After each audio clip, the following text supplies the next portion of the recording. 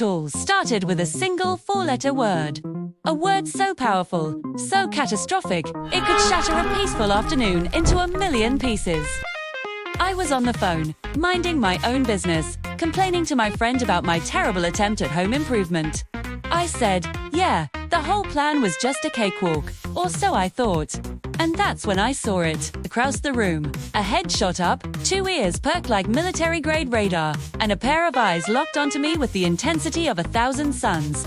The air in the room changed. The birds outside went silent. I had made a terrible, terrible mistake. Let's back up. Before the incident, it was a perfect Tuesday.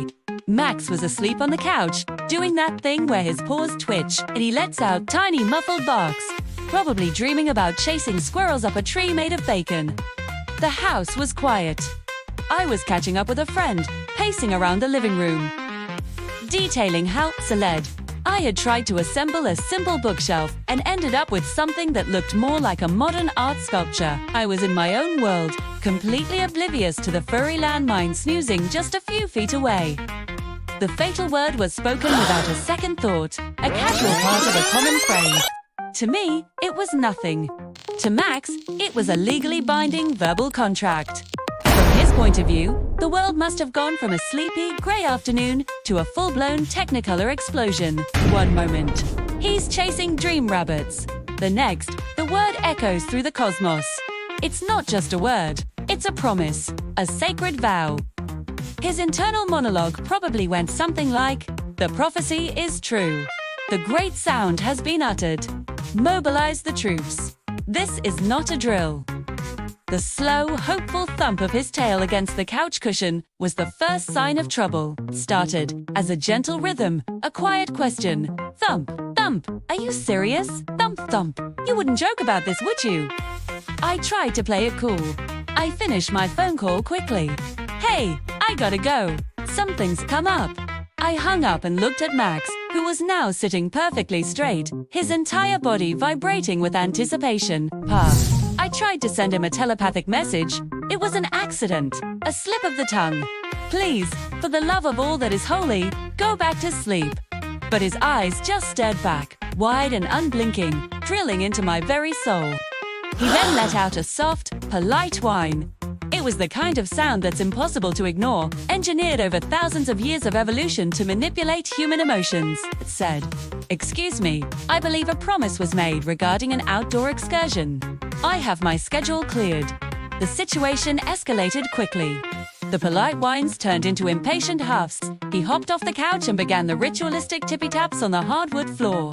A frantic dance of pure, unadulterated hope. When that didn't work, he disappeared for a moment and returned with his leash in his mouth, dropping it directly on my feet. The message was clear. "You seem to have forgotten this. Allow me to assist." I tried to reason with him. "Buddy, no, it's not time," was a mistake. He just tilted his head, as if my words were a strange, irrelevant dialect. The contract had been sealed.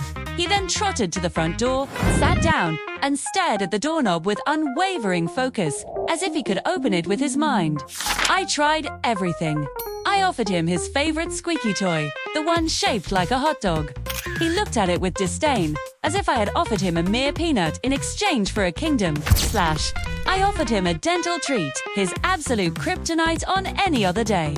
He sniffed it, pushed it aside with his nose, and returned his gaze to the door. He was a furry, four-legged lawyer who had just heard a verbal agreement, and he would not be bought off. For the next hour, he followed me everywhere. To the kitchen, to the bathroom. He just sat and stared, his presence a constant, silent accusation. "You said it. You know you said it. We both know what needs to happen now." Finally, I broke. I couldn't take the guilt anymore. "Fine, you win," I shouted, throwing my hands up in surrender. His entire body erupted in a frenzy of joy.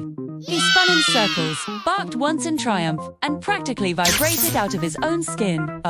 Grabbed the leash, clipped it onto his collar, and marched to the front door. Defeated. I took a deep breath, ready to face the consequences of my careless words.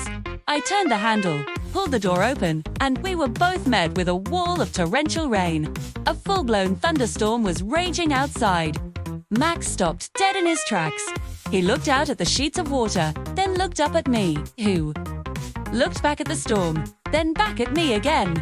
Then, he slowly, deliberately, backed away from the open door, unclipped his own leash with his teeth, and trotted back to the couch, where he curled up and went to sleep. I was left standing in the doorway, leash in hand, utterly bewildered. So, what have we learned?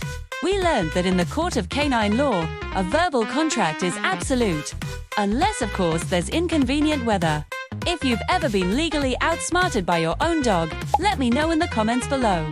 And if you want more stories about the weirdest, most wonderful creatures on the planet, make sure to like and subscribe. It really helps the channel. Now, if you'll excuse me, I think I need to go consult a lawyer.